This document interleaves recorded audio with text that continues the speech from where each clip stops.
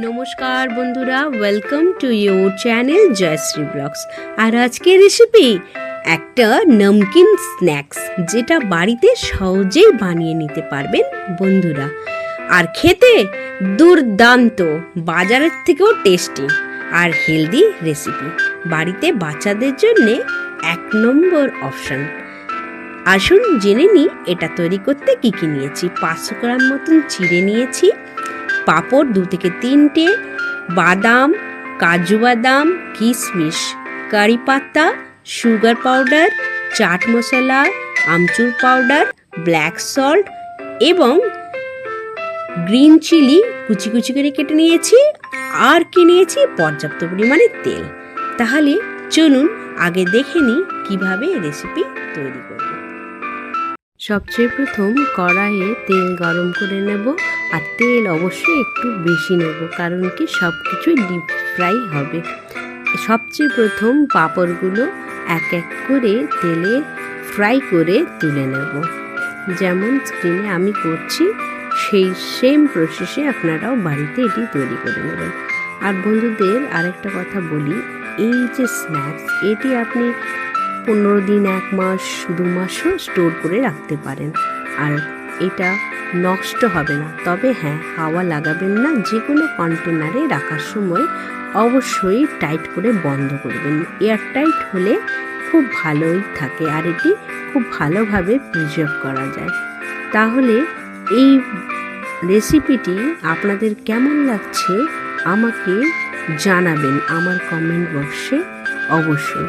এখন পাঁপড় ভাজা হয়ে গেলে তারপরে কিশমিশগুলো ভেজে তুলে নেব। ও আরেকটা কথা বলি দর্শক বন্ধুদের, এগুলি সমস্তই ভাজবো, ডিপ ফ্রাই করব, কিন্তু ফ্লেম অবশ্যই লো থাকবে, অর্থাৎ কম আছে।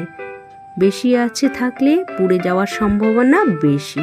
এরপরে কাজু বাদামগুলো এক এক করে ভেজে তুলে নেব।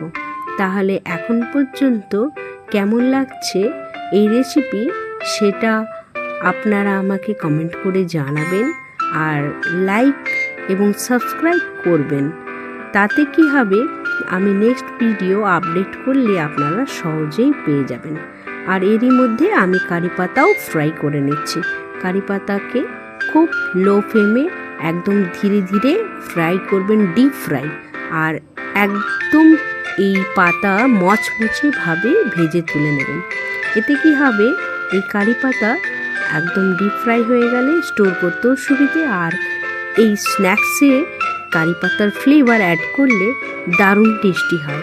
কারি পাতার একটি নিজস্ব বিশেষত্ব রয়েছে। এরপরে কুচিয়ে রাখা যে লঙ্কাগুলো, অর্থাৎ পরিমাণ অনুসারে আমি লঙ্কা কুচি কুচি করেছি। যেমন ঝাল আপনি পছন্দ করবেন সেই অনুসারে আপনারা লঙ্কা প্রয়োজন মতন দেবেন। আর এই লঙ্কাকেও অবশ্যই ডিপ ফ্রাই করব, আর তেলে ভালো করে ফ্রাই করে একদম এর জল শুকিয়ে নেব অবশ্যই। তাতে এই মিশ্রণের মধ্যে যখন লঙ্কা মেশাবো তখন এটি নষ্ট হওয়ার সম্ভাবনা একদমই থাকবে না। আর বন্ধুদের একটা কথাই বলবো যে এই সমস্ত কিছু ডিপ ফ্রাই হবে, আর এইগুলি সত্যি খেতে দুর্দান্ত হয়।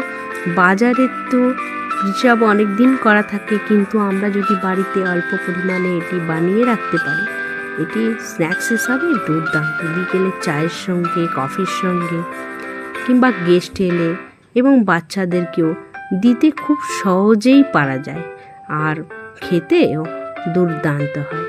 না করে খেলে আপনারা বুঝতে পারবেন না। আমি তো এখানে বানিয়ে খেয়ে আপনাদের বলছি, একবার আপনারা এই রেসিপিটি বানাবেন আর খেয়ে তারপরেই আমাকে বলবেন কেমন লেগেছে। আর এরপরে এক এক করে চিড়েগুলো ভেজে নেব। অল্প অল্প পরিমাণ চিড়ে দিচ্ছি আর ভেজে নিচ্ছি, যাতে তেল নষ্ট না হয়। আর দ্বিতীয় কথা, এতে সুবিধেও হয়, ছড়ায়ও কম। আর এইরকমভাবে এক এক করে অল্প অল্প চিড়ে দিয়ে ধৈর্য ধরে আর ফ্লেম অবশ্যই কম করে এই চিড়েগুলো ভেজে তুলে নেব। এখন আমার মোটামুটি চিড়ে ভাজা হয়ে গেছে। এখন আমি নেক্সট একটি বড় কন্টেনারের মধ্যে অর্থাৎ পাত্রের মধ্যে সমস্ত চিড়ে ভাজার সঙ্গে এক এক করে ভেজে রাখা বাদাম, কাজু, কারি পাতা, কিশমিশ সব মিলিয়ে দেব। তারপরে পাঁপড়গুলোকেও টুকরো টুকরো করে দেবো, অর্থাৎ ভেঙে গুঁড়ো করে তারপরে এতে মেশাবো। তাহলে মিশ্রণটি দুর্দান্তভাবে তৈরি হয়ে যায়। এই যে যেমন প্রসেসে আমি মিশিয়েছি ঠিক তেমনই এক এক করে সমস্ত জিনিস চিড়ে ভাজার সঙ্গে মিশিয়ে দেবেন। আর এরপরে ওই যে ব্ল্যাক সল্ট, সুগার পাউডার এগুলি পরিমাণ মতো দিতে হবে। তাহলে আমি এখানে সুগার পাউডার 3 থেকে 4 চামচ ইউজ করেছি, আর ব্ল্যাক সল্ট যেটা বিট লবণ সেটাও 2 থেকে 3 চামচ ব্যবহার করেছি। আপনারা অবশ্যই টেস্টের অ্যাকর্ডিং এটি ব্যবহার করবেন। নেক্সট আমি আমচুর পাউডার দিয়েছি 2 থেকে 3 চামচ মতন। আপনারা টক কম খাবেন তো টক কম দেবেন, আর বেশি খেলে বেশি অবশ্যই আমচুর পাউডার দিতে পারেন, সেটা নিজেদের স্বাদ অনুসারে। এরপরে 2 থেকে 3 চামচ চাট মশলা দিয়ে দিলাম। এবার সমস্ত মিশ্রণটি ভালো করে মিশিয়ে নেব, আর তারপরেই তৈরি হয়ে যাবে আমাদের নমকিন স্ন্যাক্স, যেটা বিকেলের চায়ের কিংবা কফির সঙ্গে একদম পারফেক্ট ম্যাচ। খেয়ে অবশ্যই আমাকে জানাবেন, আর খেতে গেলে সবচেয়ে প্রথম বাড়িতে এটি তৈরি করতে হবে। আর তৈরি করার পদ্ধতি আমি আমার এই ভিডিওতে আপনাদের সম্পূর্ণরূপে দিয়ে দিয়েছি।